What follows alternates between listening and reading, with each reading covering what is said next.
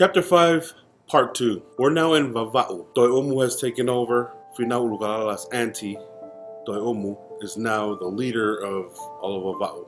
Right? They decide now to build an entire fortress to protect everybody on Vava'u, enough for 8,000 people, and it was going to be the biggest fortress in all of Vava'u. Probably the biggest, even than Nuku'alofa's. Remember, Nuku'alofa's was huge. It was the biggest one on Tongat.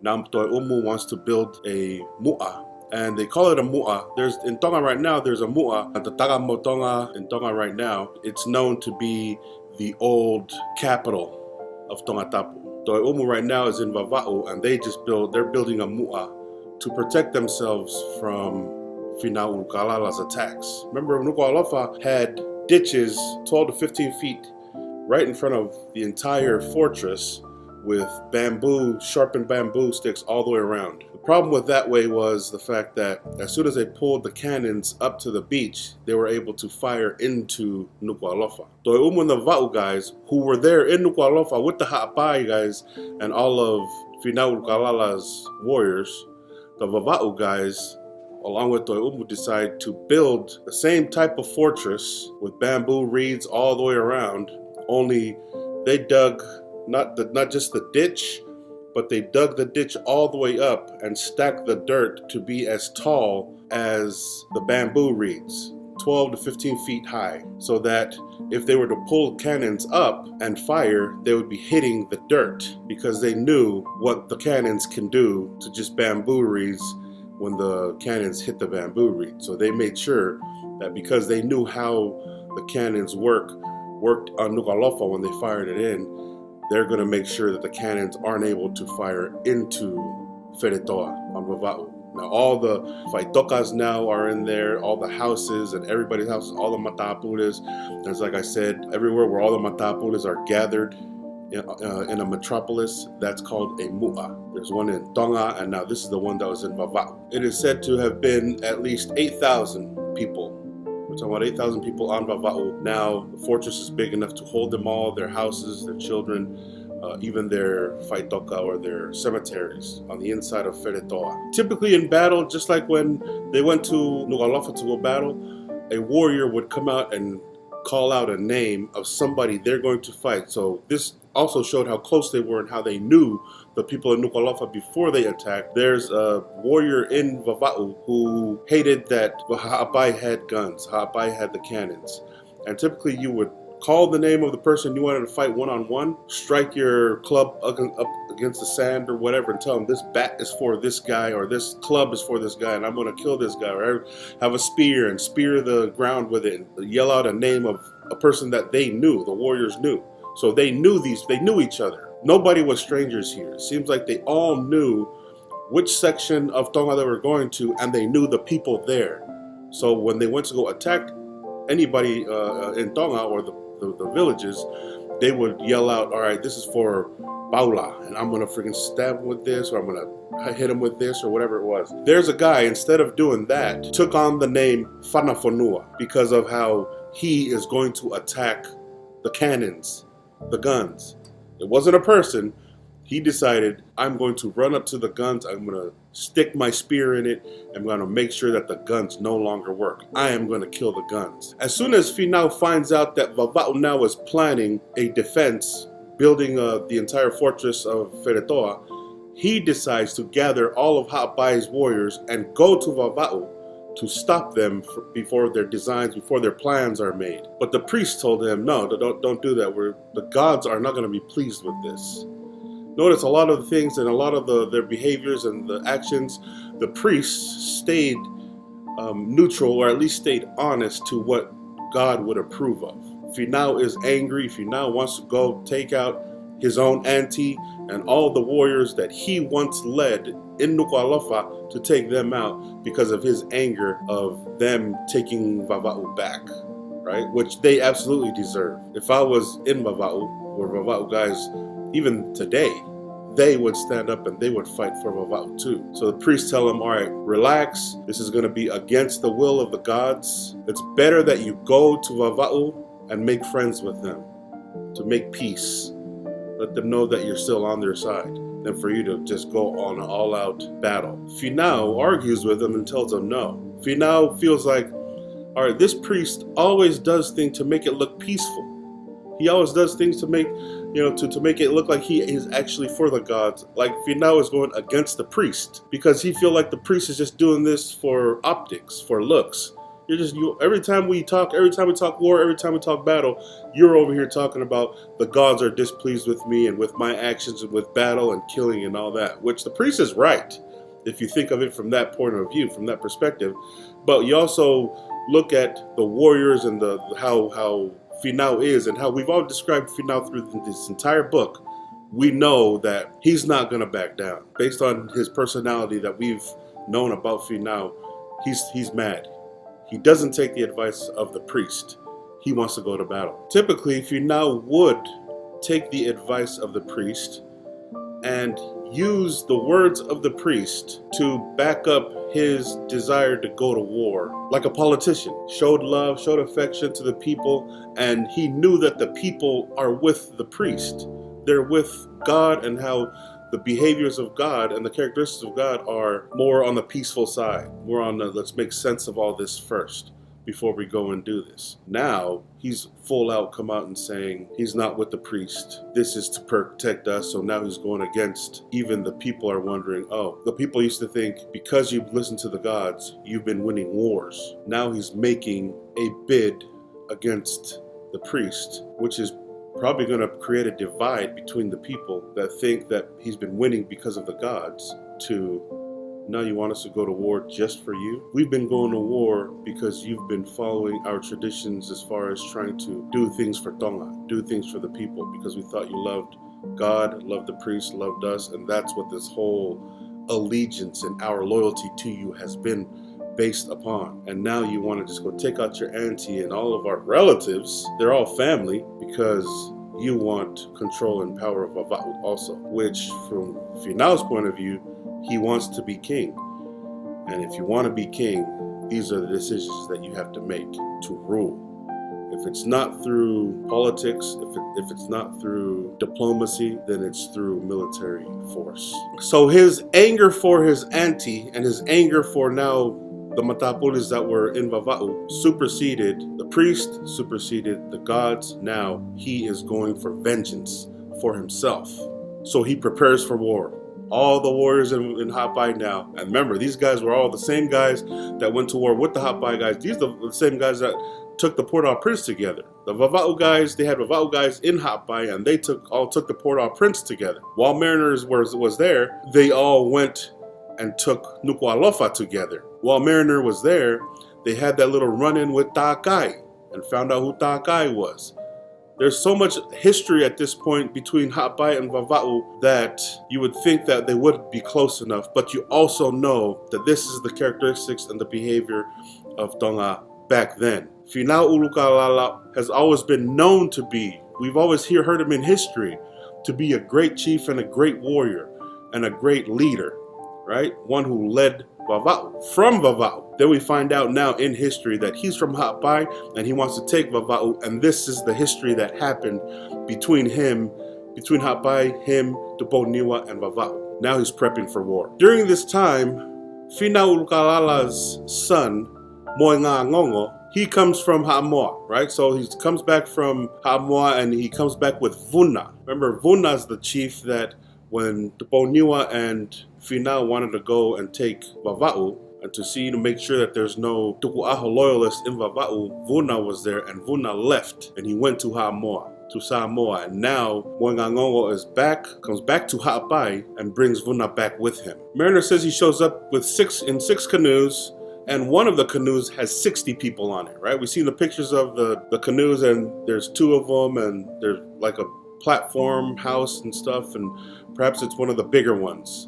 But he said one of the canoes had 60 people on it. Now the canoe, in my mind, I'm thinking about, two people, because I've been on a camp where there's two of us, and I've seen them, when I was in Tonga, I've seen the racing ones that had, 20, 30, or to 50 on one canoe, but they're racing. This one had 60 people on it, and there were 6 of them, And one of the canoes, even, he says that a gust of wind took it, and it had all of, basically it was a trailer of canoes that had all of Moengangongo's treasures on it. Moengangongo said, I had one canoe, nothing but treasures. All my stuff from Samoa, everything that I owned was on this canoe.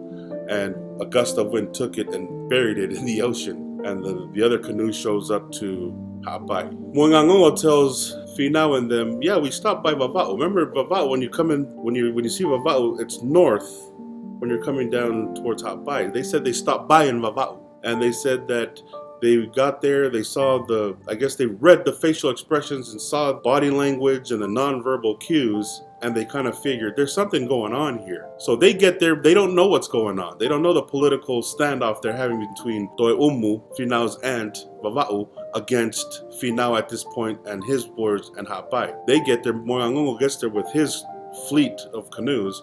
He says they get there, and he says they almost detain him. And so they get ready, prepare, and they all set back out into sea again. See the ability they had to read, right? They were all on watch all the time.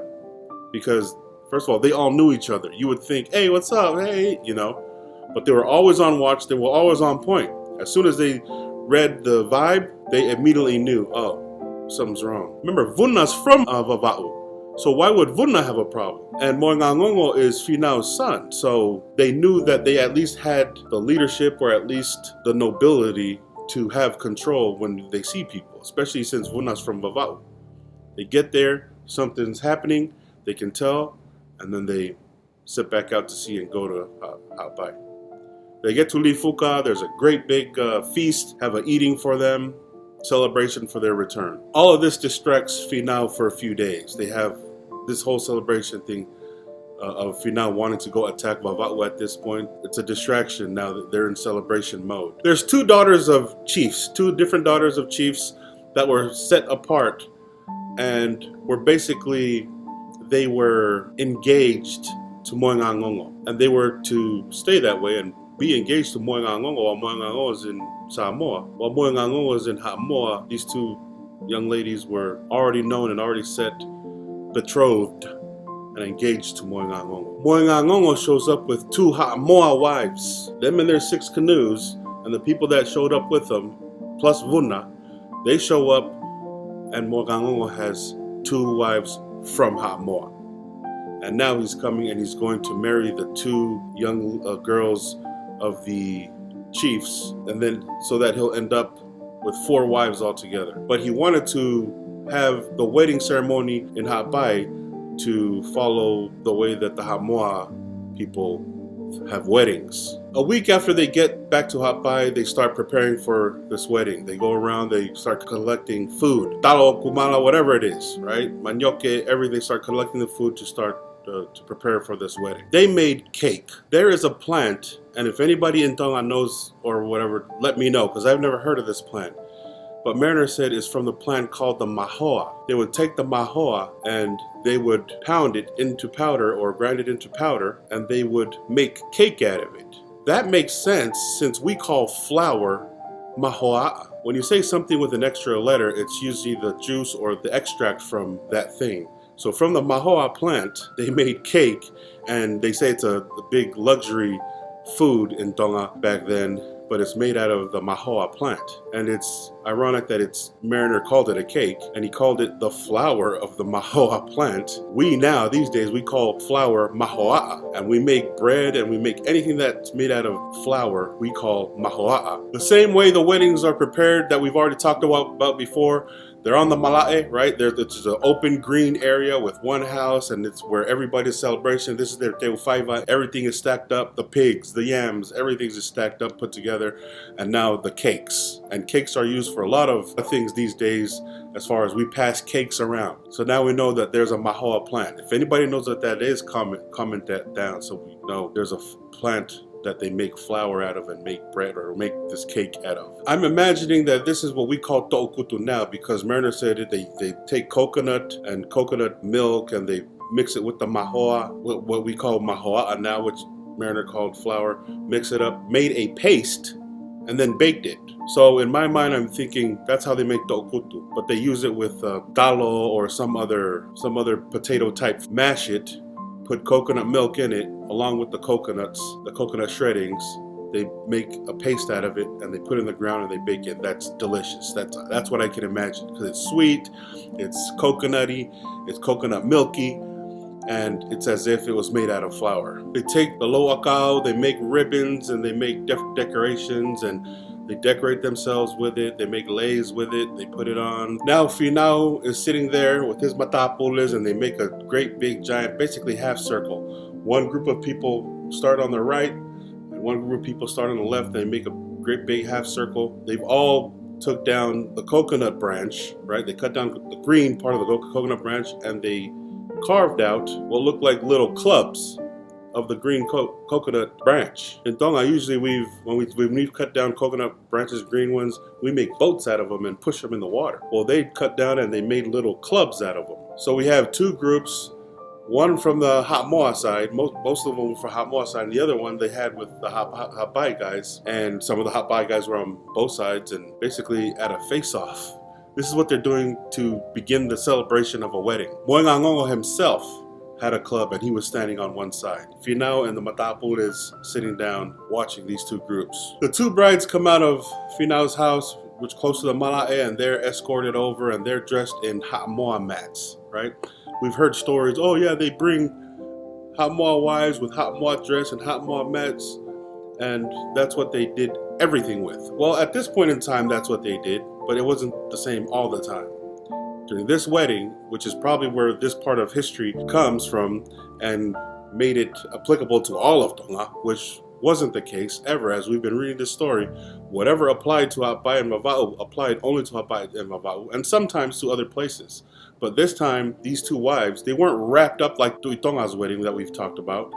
They were wrapped lightly, but it was of the silky version of the mats wrapped around them, and it was of great value because it was hand woven. And Mariner said that these were hand woven and perhaps took a couple years to make a bunch of these, but they looked like they were made by machines. They looked like they were manufactured using machines. That's how fine the handwork was on these mats that these two young women were wearing. Mariner describes that they were sandalwood. We've talked about sandalwood and how they use sandalwood for a lot of things. They rub sandalwood on themselves, and they've also taken some turmeric looking color plant and mixed it with the sandalwood, and they've kind of put it on their skin, and it gave it an orange look on their skin. The mixture of sandalwood oil plus this turmeric plant or whatever it is, it gave it a little more orangey look. So these two young wives basically walked out looking like Donald Trump up in here, up in this mud. You feel me? But that's what whatever this was put upon their skins. Nice matting. The crowd themselves were all put leis on and decorations, and everybody just basically looked like a wedding that's about to happen. The two young ladies come and are seated. Moengangongo's two wives from Ha'moa are already seated, and now they're going to watch them go into combat. As part of the celebration, they're going to fight each other. So this is how it works. The two parties are separated. The Ha'moa and some of the Hapai guys on one side and all of the Hapai guys on the other. The wedding party's there, the two wives are there, the two newly about to be brides are there also. One of the people from one side will run up with his club. Now, remember, it's made out of the inside of the coconut branch, so it isn't super hard, but I mean, it is, it's hard enough. I've been hitting by one. It's hard enough. One of them runs over, sits down in front of somebody or sits down in front of the group, and then a challenger would step up, take his challenge, and they would move to the middle, start fighting with those coconut stick clubs, and they would have one guy behind them to be their second, to take over. Basically like tag team, ready to replace the other if something should happen. Now this is they're doing just for their enjoyment, for their pleasure, this is just part of it, right? This is the gladiator version of a wedding ceremony, but they're doing it for entertainment. They talk and decide whose rules they're going to fight after. We're going to fight the Tonga way or the Ha'moa way.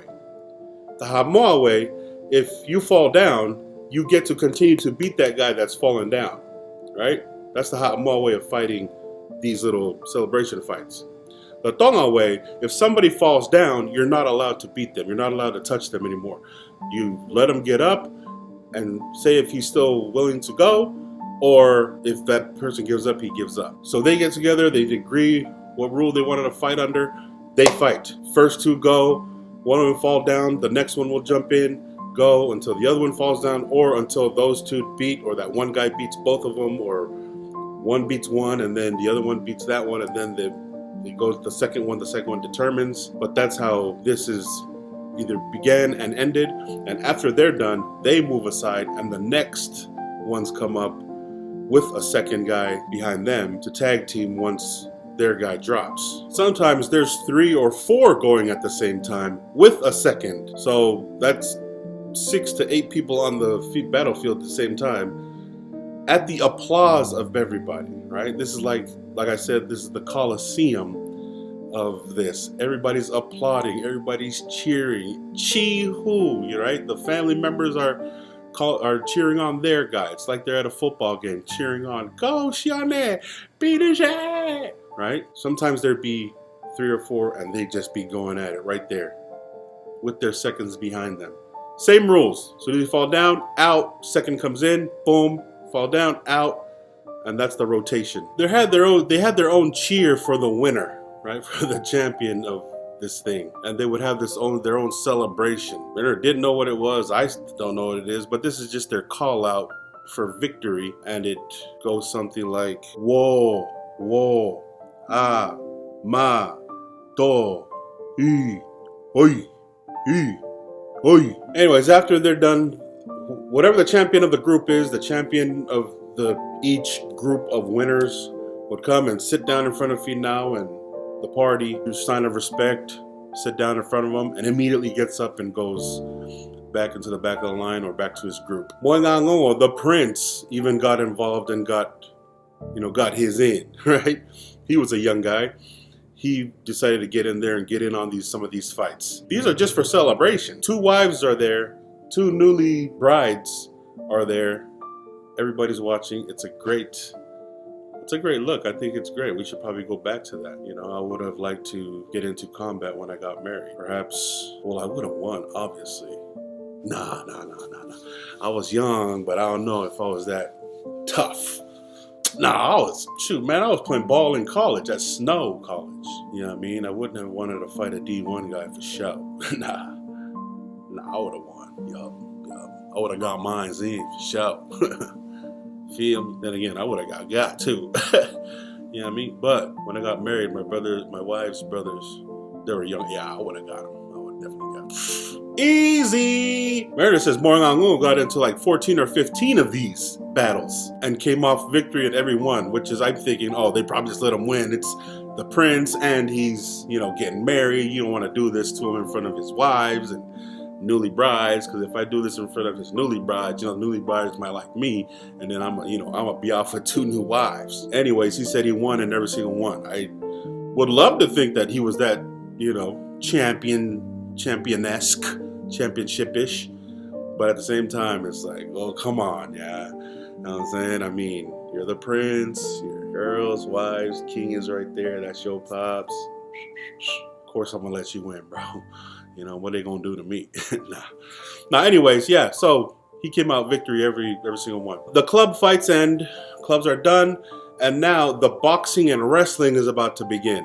Same thing, same way, same process.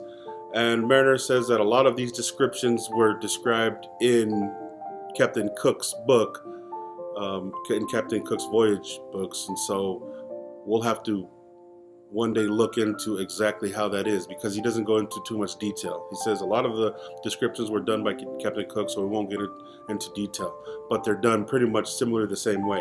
One guy with a second, throw hands, punch, fall down, second comes in, throw hands, winner stays, next 2 up. Both in the boxing and the wrestling, all for the pleasure of the wedding party and those who were coming to the wedding. After they were done, the prince went to a house, near the Malae with his matapures, and they went to go get ready for the wedding. They wrapped their heads. They had ngatu on. They had a white ngatu, white, decorated with red feathers on their heads, wrapped on their heads. They did the whole sandalwood thing and other necklaces or ornaments. Moengango comes over to the malae, where the fale where on the malae, walks up and take these two young ladies by the hand. Moengango takes his two new brides by the hand and he's walking them around the malae so all the people that are there could see. So all of Hapai is there and they can see, and they're clapping and cheering, and the Madapolis are yelling out, Shmari! Mari Malo. So the Hamoa people start clapping and keeping time with their hands, and they start singing. And Mariner often said that the Tonga people sing these songs too. This is how frequently they weren't frequent flyers, frequent journey travelers, that Mariner himself has heard these songs in Tonga. But these are Hamoa songs, and perhaps the Tonga people are singing Fijian and Cook Island and other songs, but Mariner never, stopped to ask what the words mean. But he's heard these songs before. So the Hamoa people start singing. They start keeping time with their hand, and times with their hands, they start singing the song. And typically nowadays, Hamoa people keep time like this.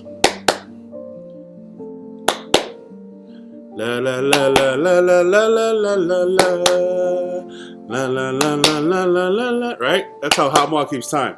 And I'm just thinking that this is probably what they did. Kept time the way they keep time and started singing this song. La fe la fe, la fe la fe, la fe la fe la, she la la. Nah, I ain't even gonna attempt this mug, bro. But the song goes, La fe, la fe, la fe, la fe, la fe, si ni lau, si amai tātou, ua lau, fia talao, moe ngā ngongoe, tupo mo la kepae, tupo mo la kepae. That's the song. I'm trying to put it into sound, but I'm not a composer, y'all. I'm sorry, I'm not a music composer of any kind. But that's the sound, that's the song that they sing, the Samoans sing at this wedding. Tupomola Kepa is the name of one of the brides. She was of a greater rank than the other bride. Moengango walks them around while the Hamoa people are singing this, keeping the time, walks them around, then walks the two brides back to the little house that's on the malae that they're on, sits them down on the ngatu that they're sitting down, and their bales on ngatu, so they're a little higher up. And then Moengango goes out onto the malae with all the people that he got dressed with the white turbans and the red feathers, and they start dancing. So maybe if they were either unified or they were just dancing to the song that the Samoa people were singing. And while they were singing, Samoa people were singing, Moengango and his company were dancing like the Hamoa guys dance, it does look different. There is a different look to it, but they started dancing like that, which entertained everybody. Everybody was happy to see, right? It's a great thing to see, and it's a great way to celebrate. Mariner thought that Samoa, the way the dancers are, they didn't have as much agility. He was saying these guys didn't have that much agility, but they were still graceful, which means he feels like the Tonga way of dancing required a lot more coordination and agility, which is something that I obviously have, but the way they did it was still graceful. And he said somewhat more attitude, whatever that means. While that was all going on, the brides were then escorted over to Moengango's home. All the food Finau shared out. The bigger portions were given by Finau to the people from Hamoa, the bigger portions, which is customary in Tonga, to give out the bigger portions to those who are visiting. They give other large portions to people from Fiji and to Futuna. So here's a time we hear Futuna. The Futuna people were there. This is how, so we got to look at it as just like here, if we were to drive, I'm in Missouri, if people were to have a wedding here in Missouri, anybody related would come from California, from Texas, from Utah, right? And they're probably a lot further than they are on the ocean, perhaps. I'm not really sure. I need to do some of that research to find out the distances. But Futuna people were here. Fiji people were here. Hamoa people were here. And Finau were giving out the bigger portions to these people, the visitors. After he shared those portions out, Finau basically said, okay, everybody else, so the people here in Hapai, everybody else can come and grab a piece. And some would walk, some would run. I'm trying to get mine. Some of that kiri puaka, bro, that crunch is making me run fast. You know me? And they would come and gather some in a basket, run back to their places, and people would come and take the rest of this pile, a heaping pile of food. And this portion of what was going on at the end, once all the other stuff was passed out, the Futuna and the Fiji and the Hamoa people were watching this like it was another activity. People rush to the food to grab food and run it back to their different places. They sat there and they were watching like, oh, what's going on? So perhaps it wasn't a everybody everywhere thing. This was a Tonga thing or maybe just a Hapai thing.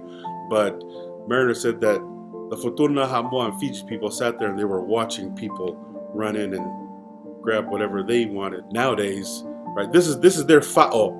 When they at a ceremony, this is their fa'o meakai and take. Back then, this is what it was. They rushed and they had to fa'o and take. Nowadays, you go to a wedding and freaking people's aunties is going before the ceremony even starts fa'oing food, taking it to their cars, right? We need to change all that. Maybe we should do the same thing after the ceremony. Okay, everybody's gone. The wedding party's gone. Okay, now aunties, you guys can fa'o and watch them rush into fa'o trays of food. We should do that now. You know what I'm saying?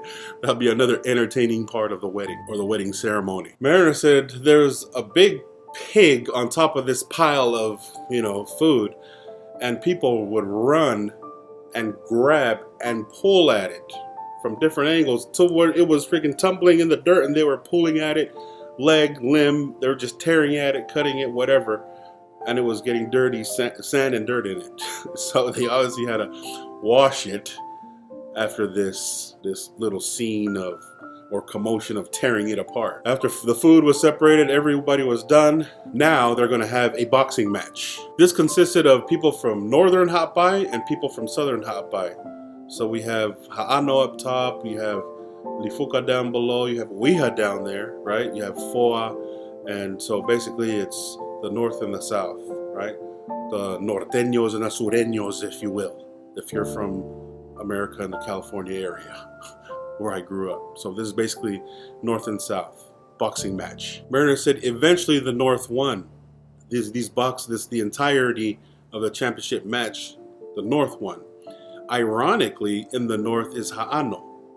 I was boxing training with a guy from Ha'ano whose ancestors are from Ha'ano. His name is Shone Po'uha. They stayed in Nakolo, but him and his ancestors come from Ha'ano. And so I'd like to think that his ancestors and my ancestors from the Whaleloa area knew each other and were part of this ceremony. Mariner makes note that when they do these ceremonies, they wear a white ngatu decorated with the red feathers, and it is not common to wear anything like that unless you're going to war. People who wrap their heads with this, or people who are celebrating like they are here, and perhaps some people who are at work or on canoes, but typically they don't wrap their heads. So I'm thinking, because you wrap your heads and this is what it is, and we only do that during time of war, it's an indicator of what they're going through. If their heads are wrapped, something's happening. If their heads are wrapped, people are asking what's going on. Unless it's a celebration like this specifically, or some people who are just out in the field working. But there's something about the head wrapping or those turban things that they wear that were more indicators of the warriors going to war. He said that any other time, if you were to wear a headdress, it would be disrespectful. So whatever visually it projected into sight, it's obvious that head wrapping thing is meant for one purpose and one purpose only. And if you're doing it outside of that purpose, it's a sign of disrespect. But like I say again, you're allowed to have it on if you're working. You're allowed to have it on if you're working on canoes or if you're going fishing. But there's a purpose for wearing a head wrapping. You can't just wear one for free. This ceremony is a good reason. Probably also it makes it look more like they're at war when they fight or when they dance. And they lived strictly to this because they believe that even though the chiefs aren't around to see, they believe that God's watching, right? Another sign of their faith.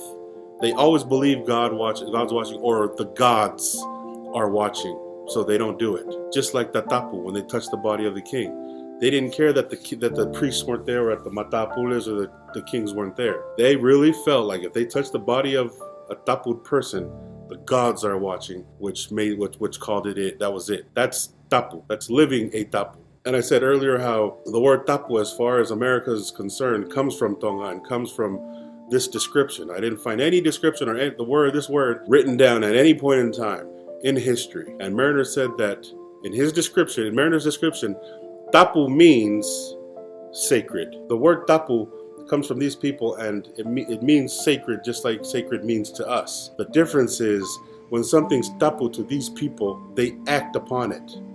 This is what they do. It's not just a thing that's sacred and can still be manipulated or can still be defiled. The sanctity can still be defiled. No. If something's tapu to these people, they behave as if it's tapu or taboo. Mariner said if there was somebody just wearing a head wrapping just on a normal day occasion, somebody would knock him down. Somebody above, either higher above him or somebody of equal standing to him would knock him down, would hit him. That's not what you wear on a regular day, on a normal basis. That's what we wear to war. So unless you're trying to go to war, take that off. That's how strongly they believed in this thing. Unless you're in a celebration like this, or unless you're working in the fields, or unless you're on a canoe, like you're allowed to wear it. Other than that, don't wrap your heads. Sometimes when your head is wrapped and a superior shows up, you have to take it off. Unless you're in actual battle and you can keep it on.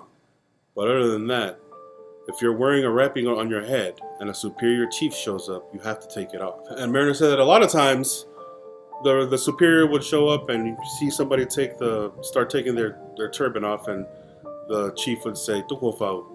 Tuko fau means leave the fau, leave it, it's okay. Kind of like if a general walked in and you stood at attention, he was like, "At ease, soldier." Basically, that's their version of at ease. Tuko fau. It's kind of like saying, "Oh, keep your hat on." And maybe it is a foreign thing, or at least had ties to foreign behavior. We do know that the whole tipping the hat in old America showed respect. We do know that taking the hat off back in old England is a sign of respect, right? So perhaps it was adopted. I don't know. But from this wartime, that's what it was. In normal times, perhaps taking the hat off showed the same type of respect, or tipping the hat in the old cowboy days. Removing the hat from the old England days, when a superior shows up, removing the fau in the old Tonga days. Finau used to tell Mariner, if you ever run into a common guy with his head wrapped, knock him to the ground, knock him down. He needs to know that he needs to take that off or he's going to get knocked down. Now, we understand the strength of the faith and the strength of, right, how hardcore we are when it comes to faith, how hardcore we are when it comes to loyalty and allegiance. This is how hardcore they were when it came to this. In old English days or old American days, like, remove your hat, show respect, remove your hat, they would tell you. But in Tonga, there's like, no, if he's wearing it, that means he doesn't know, or he's not understanding, or he doesn't care. He's not acknowledging that that's a common sense here in Tonga. If he's around you, anybody lower than you knock them down. But Finau explains to Mariner that this is a thing that has to do with God, or the gods. This is something of their own. That's why Finau allowed foreigners to have hats or to wear head wrappings or whatever. Nobody outside of Tonga, when they came there, had to live according to all of these rules and regulations, because Tonga knows that we are governed by different gods than you. These are our gods. We're living up to their expectations. That's why Tonga will always be Tonga no matter what, because they've always thought that our gods approve of this behavior. Our gods disapprove of that. Our gods disapprove of this. That's why we don't, when we say, because they're not acting like we know the gods or God would have us act, or speak, or do things. We know and we recognize it immediately. Look at how that is. Look at how this is. That's not how we would be. That's not how Tonga does it. And it's a more commonsensical thing, but it's a sense or an influence, spiritual, that we actually believe that we are made differently, where our rules are different for us. We will allow foreigners to do it, which have nothing to do with us, but we will not disobey or disappoint our gods. So when we see different behaviors and actions, right? And now in America, people are adopting these behaviors and different mentalities more and more. A lot of people are like more fie palangi or fie mea or fie ha. All these words exist in Tonga to let them know that they are veering off of the path of Tonga behavior as we see that's pleasing to the gods. That we don't believe should happen. That we don't believe we should say. That we don't believe we should do. But you don't live according to our gods. You are allowed to do it. Right? Where for us, it's tapu for us. And when we see anything miscued or misbehaved according to how we believe the gods are pleased of, we're going to call it what we call it. But we're not going to force it on anybody. None of this is forced on anybody. This is what we expect of our people. That's fie palangi. That's fie uri uri. That's fie piritania. That's fie this, fie that. It's basically you wanting to be that instead of what we are naturally. Our culture is our culture. And we know what it is because, and a lot of it we don't have to say. But this is how we train each other to behave the way we're supposed to behave. If they're wearing a headgear or headband or whatever, knock them down. That's not what we do here. Otherwise, anybody else, all the foreigners, you can do whatever you want. There are a couple things left out of this wedding, right? Typically in Hamoa, when you go marry somebody, when a man goes to take a bride, that man takes a payment of something, like a bale of ngatu, something of value, right? A whole bunch of pigs or a whole bunch of canoes or something like that, right? We've seen that in the old movie Johnny Lingo, the Hawaii movie, where in Hawaii, Johnny Lingo goes over with 8 cows to buy his wife. So we know that happened. Mariner is saying that in Hamoa, you do the same thing. In Hamoa, you give the father a payment for the daughter, especially since the daughter is still a virgin, assuming she is. She better be. I'm giving you 8 cows. She better be. They leave that out because it's not a Tongan custom. Finau isn't going to purchase her. Moingangongo isn't going to purchase her. That's not part of the Tongan custom. We don't buy them. We fly them and wine and dine them. Not this way. All right. The other part of the Ha'amoa way of marriage was discussing the value, right? So in the movie Johnny Lingo shows up to Moka's house to buy Mahana. Moka was so disappointed in Mahana anyway that he was like, I'll take a 3-legged cow that puts out sour milk, right? Johnny Lingo saw something in Mahana and said, no, I'll pay 8 cows, right? Somebody had 3 cows for his. The women are talking, oh, my husband paid 5 cows for me, right? So one of them was the actual purchase. That's the thing that Tonga people left out of this ceremony. The other one was discussing, is this of value, or discussing the value, making the deal, right? Making propositions, pretty much doing a proposal as to, is this the correct value of the daughters? Tonga didn't see that. They didn't do it that way because they thought that it was below them. If she wants me and I want her, that's enough. What anybody else thinks or feels about this, it has nothing to do with us, with me and her. As long as we're covenanted to each other, there is none of us here. We don't treat each other like property for sale. And even though they may be doing it because out of respect, or they may be doing it, whatever this is, I feel like it's an adoption or an adaptation to them dealing with other things. As far as ships showing up to Polynesia to trade, that's what it seems like. So they're thinking, oh, I'm gonna purchase this for this much, I'm purchase this for that much. I think somebody in the islands, right, that created Johnny Lingo and that piece of their culture, whatever that culture was, or even if it was, that it was brought in from outside influences, where Tonga said, no, we don't do that. First of all, we don't purchase our brides, 1, and 2, we don't sit and wheel and deal. The father is in appreciation of who this person is, what the person can do, perhaps their higher calling, so on and so forth. That's all of this is. the whole purchase thing, it seems like it comes from an outside influence, in my opinion. Because if Tonga isn't doing it, Tonga's Tonga, Samoa is doing it, and we learned throughout in the movie John Lingo that Hawaii did it. Wherever that came for and how that kept on going, I don't know. Tonga says, no, we're not doing either of those two part of the custom. We're going to make this wedding, we're going to do a lot of the Samoa things here, but that main thing, which is the main primary thing, we're not going to do here. At night, the house on the Mala'e was lit, and there was light in there, and there were people there, and then Moinga Ngongo, who's the prince, son of Finau Ulukalala, and his company men and his matapulis, they come over, they show up to the house that's sitting on the Mala'e with kava and with mats from Samoa, because the Samoa stuff, that's some good stuff. They said it was silkier, or it was made of silky stuff. It was very fine and it was very valuable. And Moingango shows up and brings it to whatever's happening here in the Kava circle, or in the circle right at this point. This was at night. It looks like they're about to start fight kava, start mixing. Mariner said that the kava from Samoa back then was greatly esteemed. He did also say that the Vava'u kava was the best kava in time in that era. They did give it up for kava from Samoa. Moingangongo comes and sets down the kava and the mats in front of Finau and Finau's wife. Her name was Vava'u. They were sitting opposite of the entrance, and everything was stacked in front of them. Finau returns a gift to Moingangongo. He gives him 3 or 4 bottles of wine. He also gives him an hourglass, but Mariner said that there was no sand or there was no stand. It was just the glass. Gives it to him, which was probably valuable to them, but as we know, you give me an hourglass, you give me a clock that doesn't work, you give me a watch that doesn't, okay, anyways. But it looks good, it looks nice, it looks beautiful. Who knows how to make this stuff? They didn't know how to make this stuff.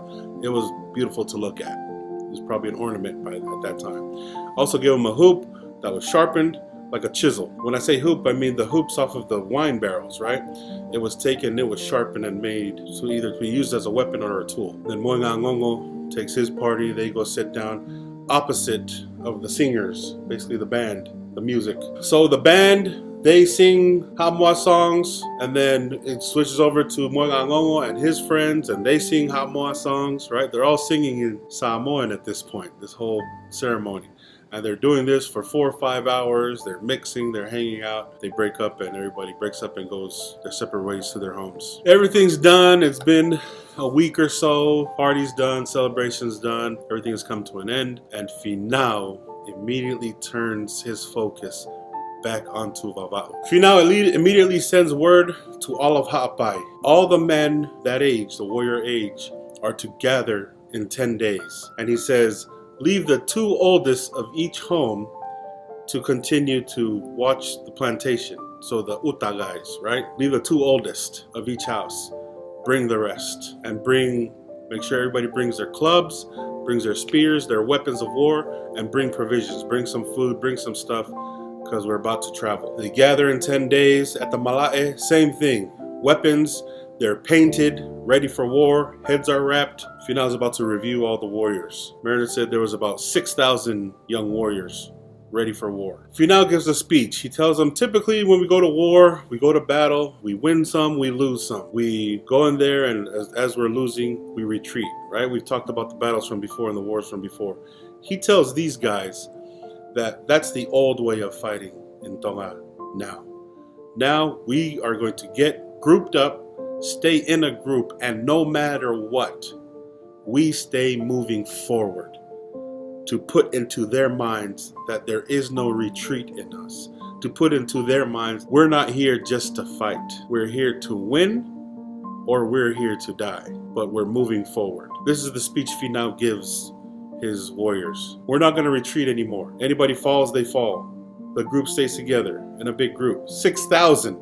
Now, if you can think 6,000 Tongans, that's a lot of freaking people, especially people of that age group, right? We're talking 15, 16, 17, up to mid-20s. 6,000 of them. And he's saying, let's stay together, let's move forward, and let's not back down. Any of us fall, the rest of the group keeps moving forward.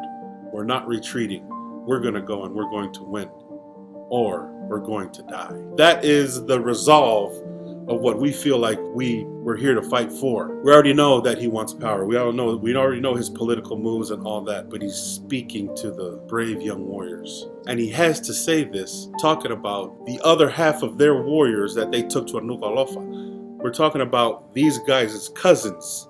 We're talking about this is our own family. Finau's going up against his own auntie. You guys are going to be going up against your own cousins. Of course, he's not going to say it like that to make it look like a family or anything like that.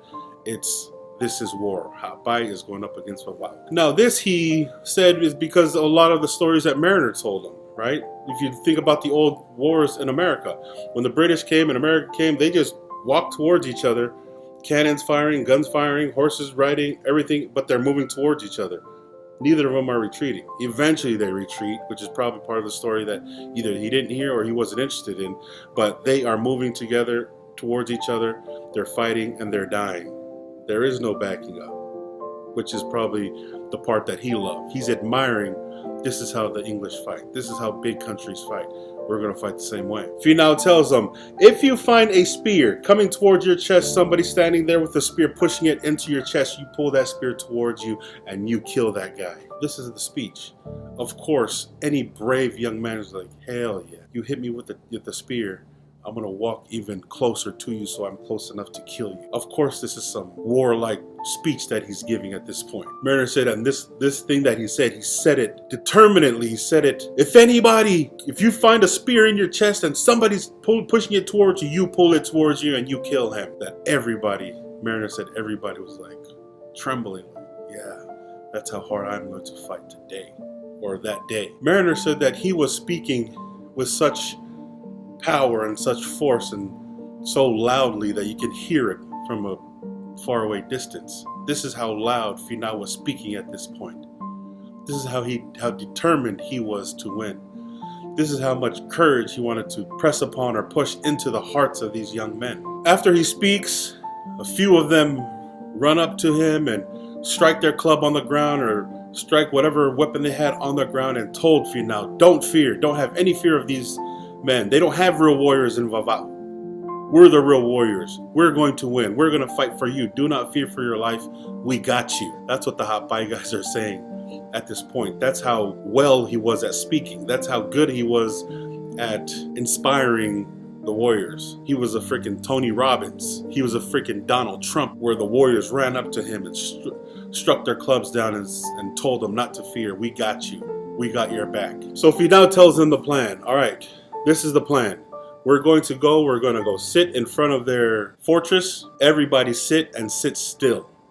Nobody's going to move. They're going to shoot arrows. They're going to throw spears, but they're going to sit as if nothing's happening, as if nothing's going on, to show them that they're not afraid. I don't know where Finau got this plan from. Perhaps it is the English way right back in the old British and American days when they just got together and they stood in front of each other. The cannons would go off, the guns would go off, but nobody would move until the charge was given to charge. So this is Finau's plan. Let's go sit in front of there. Nobody move until I give the call to go to charge. And then we'll all charge together. Then they go ahead and practice a few times. He inspires them with words of honor and glory. That death isn't to be feared, but it's to be despised. We are not to go there to fear death. Matter of fact, let's go and embrace it.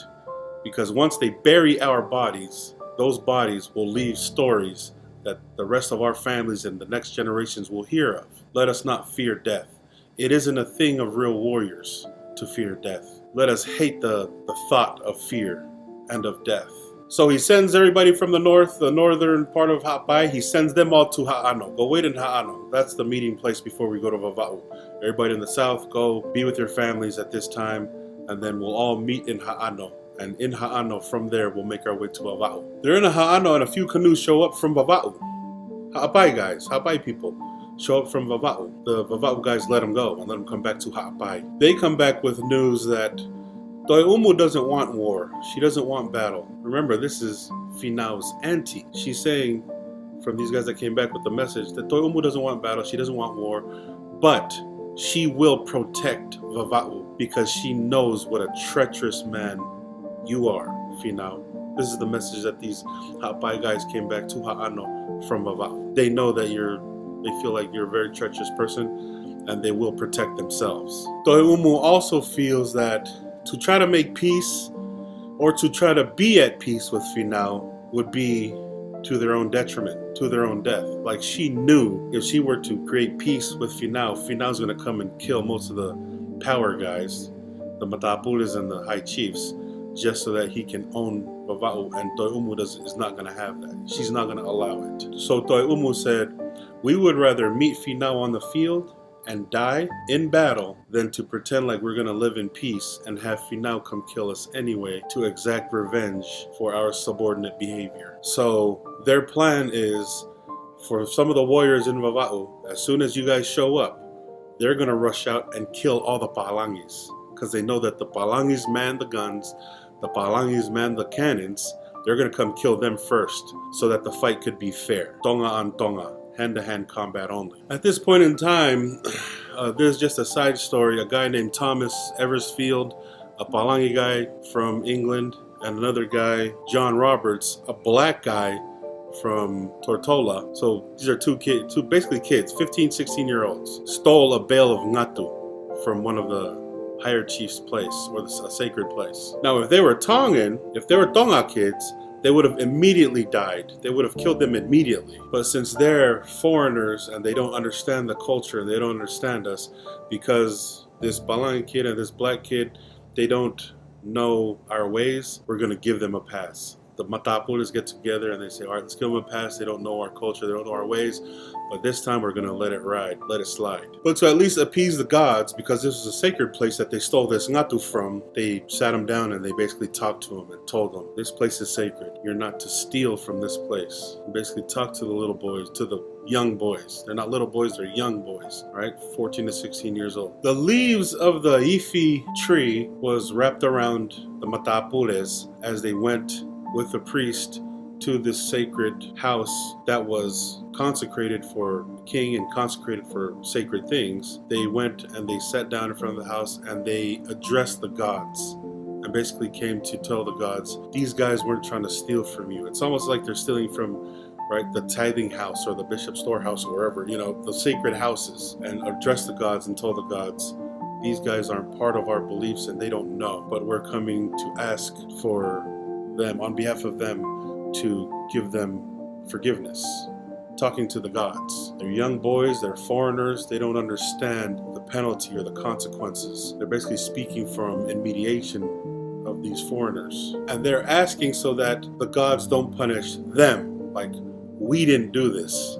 This is how tapu that place was that they stole from. Please forgive them, they're young and dumb, and this wasn't us that stole from your storehouse. So even though we spared them because they're young and they don't understand our customs and culture of what we do, we're asking you to have mercy on us and don't punish us because of this foul offense. Finau sits the two boys down and reprimands them and tells them what great of offense they just performed, stealing from a sacred place. That's the house of the gods. That's the house of the priests, or it was sanctified, or it was made tapu. Yelled at them and told them what it was, which means by them, this Palangi kid and this black kid were both understanding Finau, which means they both spoke and understood Tongan. And Mariner said that they were both frightened, they were both scared that this happened, that they did this, and obviously they're not going to do it again, seeing how serious the severity of it, with them calling the Matapules to dress in their peace attire with the priest to come and ask their gods to forgive them for what they did. Forgive us, the Tonga people, for what you two did. Mariner said they were both scared to death. And probably, you know, like when they take kids to jail and the faces, or I can't remember what the show is called, but the fear basically cured them of stealing. After all the affairs were taken care of, the two oldest of each home stayed to take care of the plantation for their families. Everybody else, about 4,000, Mariner said, they all made their way up north to Ha'ano to prep for war. They all get to Ha'ano. The next day they have a celebration of the king being there in Ha'ano, and they have a feast and they acknowledge, or at least they sit down and they're going to acknowledge and discuss this with the gods. Right, just like they did before. They're going to bring things as far as what they're planning to do and what they're trying to do at this point and bring it to the gods. have the priest there to start planning, preparing, and asking that the gods be with them as they venture off into war. So they plan it out. The original plan is for Finau to go with his matapures and 3 or 4 canoes with warriors, with the young warriors, but to make sure that the ones that they do go with, that they aren't related to anybody. To make sure that the ones that they do go with, they're of no relation as far as whether they're cousins or family or whatnot, in case they get inspired to desert and go to the other side. Most everybody there had relations or had family in Vava'u, so they knew that, oh, you know what, let's just go with a couple canoes, and this is our plan, to go with the ones that don't really know, so that we can make our initial entrance into Vava'u. Let's also make sure we go with the younger guys that weren't part of the Tuponiwa assassination, who weren't part of that plan. Let's make sure it's them, so that it doesn't excite an immediate scuffle and battle. And our plan is to go over and offer peace, or at least bring terms of peace in a friendly manner. We want peace. And having had time to think about this and think about words and whatnot, to at least make this initial contact and offer them peace. Be friendly with them. We have guys, young warriors, who are just security but not relation or wasn't part of the assassination, and neutral guys, and we're going to go and we're going to offer these guys peace and see what happens. They load 3 canoes. Mariner jumps in with Finau. There's a couple other Englishmen on the other canoes, and some of the choicest fighting men. So some of the main baddest warriors, they're going in these 3 canoes to make this initial contact in Vava'u. They pull up to Vava'u, and there's guys loading into canoes trying to escape Vava'u, because they feel like, oh, Finau's here and there's 3 canoes there, and Mariner's there, some of the baddest warriors are here. There's a fleet coming. So some of those guys get into canoes and they start leaving because Finau's bringing war. So these guys are basically cowards making their way out. Or for whatever reason, they thought, oh, maybe we should just, okay, they were cowards. Finau comforts them, tells them, hey, no, I'm not here for war. You guys don't have to worry. Just I came here to bring peace, and let's talk this over. I just came here to plan, to see if we can just plan something, work something out, so we can still live in peace. After he talks to them, whatever, and then he says, okay, you guys can go. And then they paddle around to the fortress that they built. Those guys all leave and go in that direction. As Finau, Mariner, and his group get to about, because they had to sail around too, getting over there too, get to about 5 miles or south of Vava'u. They're getting in close, and they see a group of men, group of warriors with clubs, with spears, standing on the beach. They're splashing the water, just like they did in Nuku'alofa when they're in Ma'ufanga, shouting war whoop, chee-hoo, right? Painted, wrapped, ready for war, as Finau and them are pulling around. As they got closer, one of the main guys from inside of the fortress came out, and his name was Tae Tangata. Tae Tangata had a head wrapping around his head, one of those ones that I said that was you only wear in times of war. And he was in the presence of Finau, which means to him, in battle and in war, it doesn't matter who you are. I'm wearing this to show you that I'm ready to die too. And these guys were all wearing the head wrappings. Tae Tangata tells Finau and that group, Toi'umu sent me out here to see if anybody in here that was part of the assassination of Tuponiwa was out here, and for me to kill them. I'm here to lay down my life for our great chief, who was a great man, Tuponiwa. Finau tells them, oh no, I'm not here for that. We're not here for war or battle. We're here for peace. As you can see, these guys weren't part of the assassination, and they're the young guys, even though they had some of his baddest warriors in there.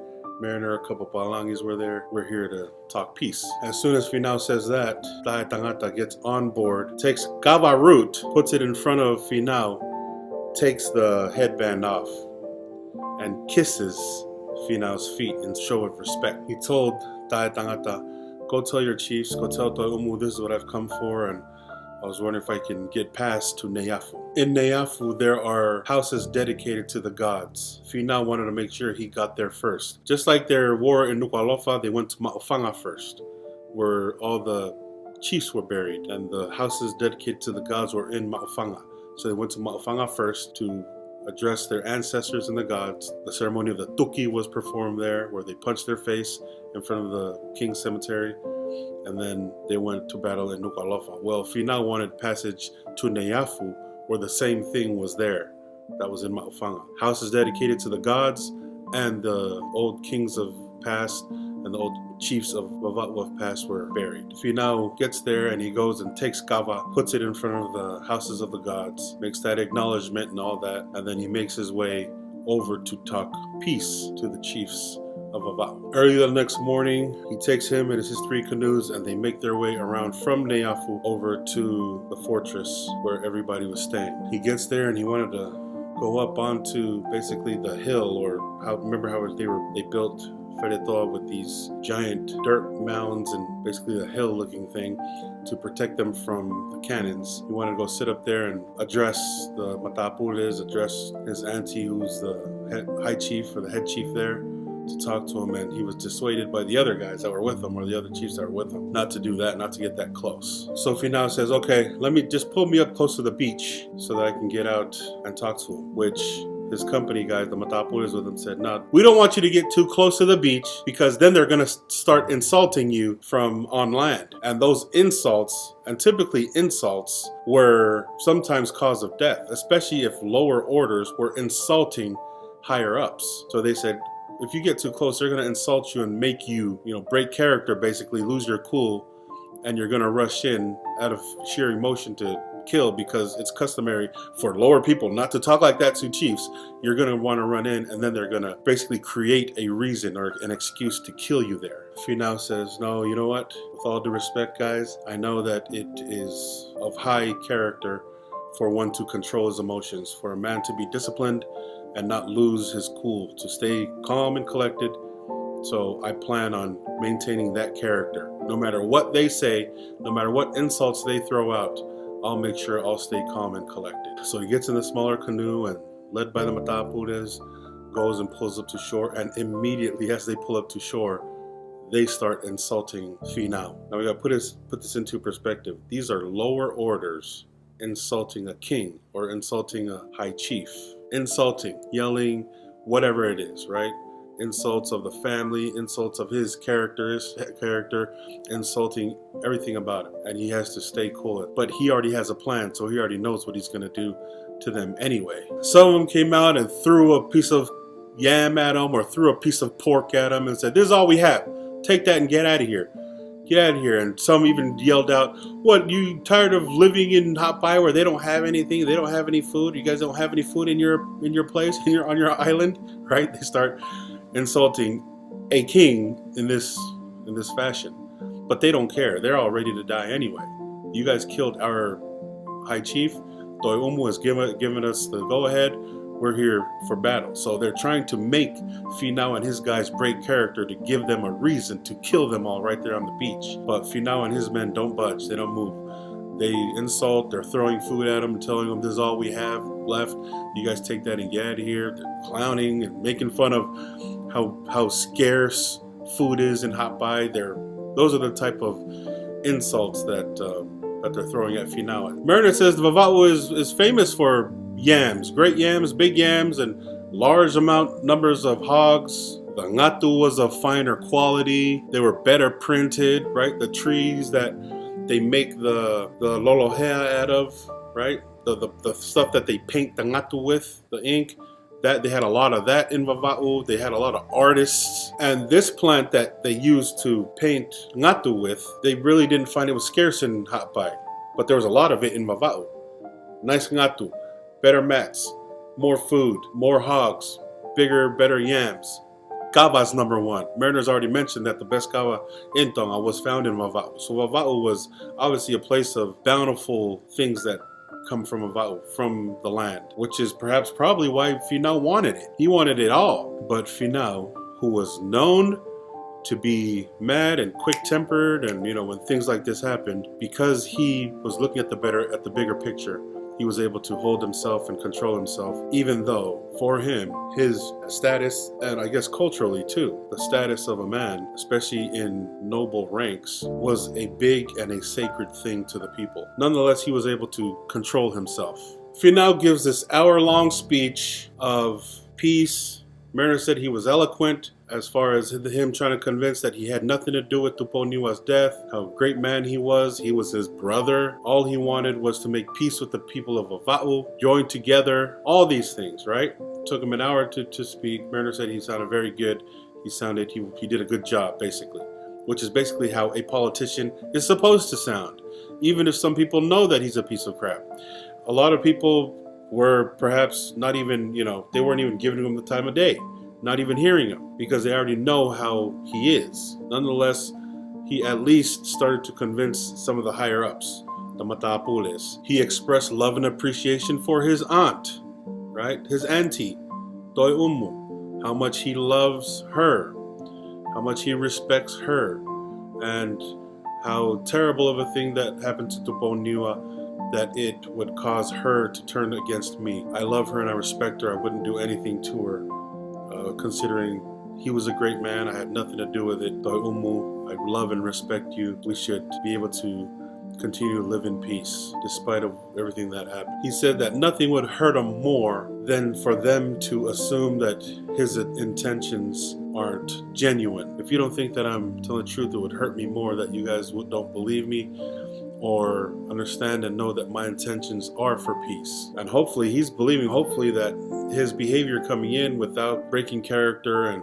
getting all riled up when they were insulting him would help, which it probably did. He was basically giving a campaign speech. I hope you guys understand that this is for good intention. I hope that I can be the leader that you guys need and love, right? So he's campaigning. He's hoping that he's telling them, I want to be in rule of this part of the kingdom, and I want you guys to submit, knowing that I'm a humble guy and I'm a peaceful guy and I want nothing but the best for you. But we know otherwise, right? Some of the Matapules came and made their intentions known. They told Finau, okay, if you want to rule, we will acknowledge you king, but we would like you, just you and your family, to stay here. That way we can rule here in Vava'u.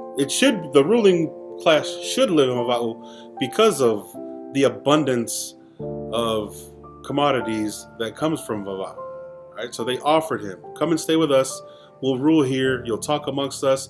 We'll be your counselors as far as chiefs and matapules and kings and whatnot, because there's a lot of chiefs in Hapai that we don't trust.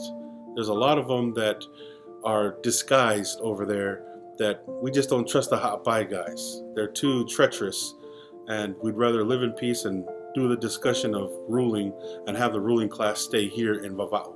That's what they offer Finau. The other option is Finau is, you reside in Hapai, we send you yearly, annually, we will send you tribute. We'll send you tribute annually. Nobody in Hapai, we won't allow anybody to come visit, or you can probably bring instruction, but we don't want you guys to come over here in big groups, because we know that a lot of people in Hapai, they're always, they're always thinking stuff up. They're always thinking of taking stuff over. It's something in the water in Hapai that makes you guys want to conquer everything. So those are the options. You either come live here and rule here, or you stay in Hapai with everybody, you stay there, and we'll just send you annual tribute. But don't send groups over here, because we don't trust the treachery and the mindset of the Hapai people. They're always trying to start something. They always want to rule something, which they're not wrong. Us here in Vava'u, we're tired of disruptions. We're tired of insurrection. We're tired of war. We don't want that anymore. The Vava'u want to be free, but if we do stay under your rule, we will send you tribute. There's something about the people in Hapai that they're too ambitious for their own good. Then they go and describe, this fortress here we built specifically because of the ambitions of Hapai, because of your ambitions. We built this to protect us, just for self-defense. We didn't build this thing for war. We only built this to protect ourselves. Finau couldn't agree to that. He said, that's not ruling. That just means that you guys don't respectfully admonish that I am king by doing it this way. We and everybody should be able to travel back and forth freely under my rule. If we do it this way, that means that you guys have your own thing going. It means that you're separate from us, and that destroys my dignity as a king. It destroys the way people look at me and my rule if we did it that way. It's better if we travel back and forth freely that everybody can be free and live free and whatnot. So he's preaching freedom now. He reminds them, remember, I assisted in helping Vava'u be free. I helped the Poniua free all of us from Tuku'aho. Tuku'aho, we had to send more than enough for even us to survive as a tribute. We had to send it to Tongat, right? I helped the Poniua free us from that. I just want to live free, us both islands, or at least these smaller islands apart from Tongat, trying to earn their trust, trying to tell them that this is a better way. We can all live freely under my rule. Finau tells them, I was a part of that whole thing with the Poniua. Some of you guys weren't about that because you guys didn't trust that we were going to win, but we did, and we did it for you. Trust me as if you trusted the Poniua. But they weren't having it. They didn't trust him that way. It's he stays there, meets their conditions, or he goes back, we'll just send you tribute. They just weren't having it. And then Finau, at this point, starts to break character because Finau then tells them, all right, well, if you guys want to live here in idleness and luxury, you know what, I'll just go live with the more manly people in Hapai. I'll go prosecute war upon Tonga myself, if that's how it's going to be. So he's insulting them. I'm going to go live with more manly people in Hapai and go take war to Tonga. He's starting to break character. He's starting to show that he's mad at them. And in all of this, the Vava'u chiefs tell him, you know what, they assured him, you know, we love you as an individual. We just won't accept those terms. We would rather live here and live free and live in peace than to be part of something like that, to take war to Tonga all the time, to be at war all the time. So their thought processes are different. Finau wants to go back to Hapai, told him that he's just going to go take war himself. Vava'u wants to live free. They just want to be at peace. They don't want any more of this. And it kind of makes him angry and he starts to break character. So Finau tells his matapuris, all right, let's go. Take me to my canoe. Let's go back. As he goes, they get up and they walk towards their canoes and walk to the beach. And the Vava'u matapuris watch him walk over to his canoe, and he gets to his canoe and then he turns around and turns to them and he tells them, fine, live in idleness, live in luxury, and we'll go back to Hapai. That's it. So now they've really made him mad and he has totally broken character at this point. Mariner said that some of the guys that were around his canoe, they started shedding tears. They felt like, you know, he is deserving of this. He is deserving. He is, you know, the most worthy warrior to do this. Mariner thinks that it's because of his power of persuasion. Mariner thinks that it's because perhaps Finau isn't being given his flowers to be a ruler. And so these guys, the matapuris standing around his canoe and the warriors standing around his canoe, were shedding tears because of that. I think that they were in tears because they knew what was coming up next. Because Vava'u wasn't giving up their island and giving full authority to Finau to rule, I think that the guys that were shedding tears, because Mariner thinks that it's because his power of persuasion and he's right and he has been taken advantage of and hasn't received his flowers. But I think that those guys that were crying because they knew what was coming next. If they didn't accept this, now we have to come back and take it by force. Because it's their family, their relations, they're related to them. So this is some of the parts where we see that Mariner sees it one way as far as his powers of persuasion and he was right and he isn't receiving the credit due to him. Where I'm seeing it as, well, these guys they're all related. I think they're crying because now they have to come back and kill their own family because they didn't give up Vava'u as Finau had hoped. But he could be right. This is just my observation as far as how I would feel, because he gave his best speech or whatever. Because the Vava'u people are right to feel that way. They're right to think that, no, we can't trust him. We can't trust him. We can't even trust Hapai. Vava'u was right to feel and think that way because they're too ambitious. They want war all the time. They want to rule everything. Where Vava'u was like, no, we want to live at peace. And now these Hapai guys, warriors, standing around the canoe crying because now they know they have to come back and kill their family. The same ones that were with them when they took the Port-au-Prince, the same ones that were with them when they went to Nuku'alofa to war to take Tu'aho, the same ones who took Tu'aho out and all that.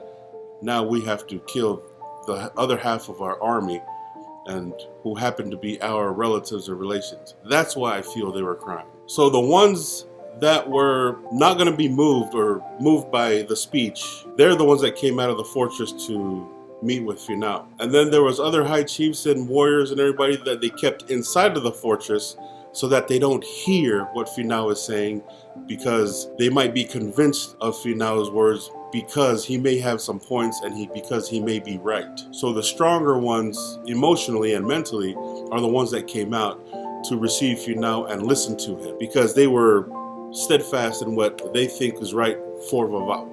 Those are the ones that came out, and then they left everybody else in. The chiefs that may or may not have been convinced, and all the younger guys and the warriors, because of how convincing his argument was to rule Vava'u also. The ones that were steadfast in the cause of freedom and liberty and peace, those are the ones that came out outside of the fortress to meet and talk with Finau. They just couldn't take a chance on anybody being convinced by Finau because he was such an eloquent speaker, because he was such a convincing debater. All his arguments had points that perhaps the weaker of mind or the weaker of emotion would have been like, you know what, he's right. They left all those guys in the fortress. No, we stand for peace, we stand for liberty. We want to be free. So it's only the strongest mentally and emotionally is going to go out there and meet with him, because you guys are the ones he can't convince. Mariner compliments the fortress. He says it looks very good. The appearance of it from the outside, with its steep hills that cover the fortress itself, it's very formidable and looks like it's very prepared. They're prepared for war. Mariner says that that's perfect. It's better than the one that the Nuku'alofa was built, because these are giant mounds that cover the entire walls of bamboo reeds, and people can stand on there with arrows and with spears and throw them down at whoever approaches. He said that he could see people, warriors with clubs and spears, running around on the top of these mounds that were surrounding the fortress, made of red clay, and the reflection of the sun on it made it look like a giant orange wall of red clay. But they can easily run on the top of this, which was different from the Nuku'alofa one, which were just bamboos with platforms for people to stand on with arrows and bows and spears. This one was different. It was all just straight dirt, clay, and they can run around on top of it, and they wouldn't even touch the bamboo wall. Mariner said that the guys that were running around on top of these walls of mounds of dirt or red clay had streamers made out of coconut leaves. You know, when you take the coconut leaf and you strip that little piece off of the spine of the coconut leaf and tied it to their arms and tied it to their heads and tied it to their legs. So when they're running around, he said it looked very romantic, but it looked nice. It's like just wearing headbands and armbands with that flapped in the wind as it blew. It almost looked like they were floating. That's how cool these things looked tied to them. So Finau, Mariner, the two Balangis, and the warriors that went with Finau in this group, they all get into their canoes and they start leaving out. And they were in an inlet. So as they pulled in to wherever they were in Vava'u, there was land on both sides, and they went into this inlet. And they pulled out of that inlet and started heading for Ha'apai along the side of Vava'u, and they stopped by at a place still in Vava'u. They get to a small island still in Vava'u, and they get out and they strip this entire little island of almost all of its kava. They just pull the kava out, and they take it and they load it up and they take it with them onto their canoes. And the reason why there weren't people on these smaller islands or outside is because To'umu wanted everybody to be inside of the fortress. So now there's a whole bunch of areas and islands around Vava'u that had a lot of kava in there, but To'umu wanted everybody to get inside of the fortress so that they could be safe from any kind of invasion. They get to a small island called Hunga. The way Mariner spelled it is Hoonga. They end up there and they stay there for the night. Because remember, nobody else is outside of the fortress. They're all in there now. The next morning, they sail out, back to Ha'apai, and shortly later they get back to Ha'ano, where all the Ha'apai warriors are waiting for word on what the next move is. Okay, so that's chapter 5. I was going to break it up into 2 parts, but that's chapter 5. That's what we learned. We learned about Ha'apai and the Ha'apai guys, Vava'u relations, how they were with each other and whatnot. And to be honest, I'm sure there's a lot of us. I mean, for me, I think the smartest thing as far as Finau is concerned, as soon as he got to Vava'u, they should have took him out then. But because they didn't take him out then, and so many of the warriors and the chiefs respected him, and so many people loved him because they were still related to, even to the guys that showed up with him to Vava'u. As far as warlike or the war mentality, to avoid anything further, they probably shouldn't have taken him out that. They should have taken him out then. But as we will see, and we're about to see in the next chapter, how war was between Hapai and Vava'u, because now they got to go back. Finau isn't going to stop until he rules. And the history that we have is that Finau Ulukalala is from Vava'u. Well, we're about to find out and see why people think that he's actually from Vava'u, right? Why the history says he's from Vava'u. We're about to see that now, because they're about to go into war in the next chapters, and I'm going to bring that to you in detail, full detail of how this war happens, and you're going to see the characteristics and the behaviors of the Tongans before, during, and after war. Okay, so stay tuned for chapter 6. I'll take a look at it, see how many parts I need to break it up into, or probably just do all of it and just have a long video. But that's chapter 5. Stay tuned for the next chapter. Okay, Tokshio.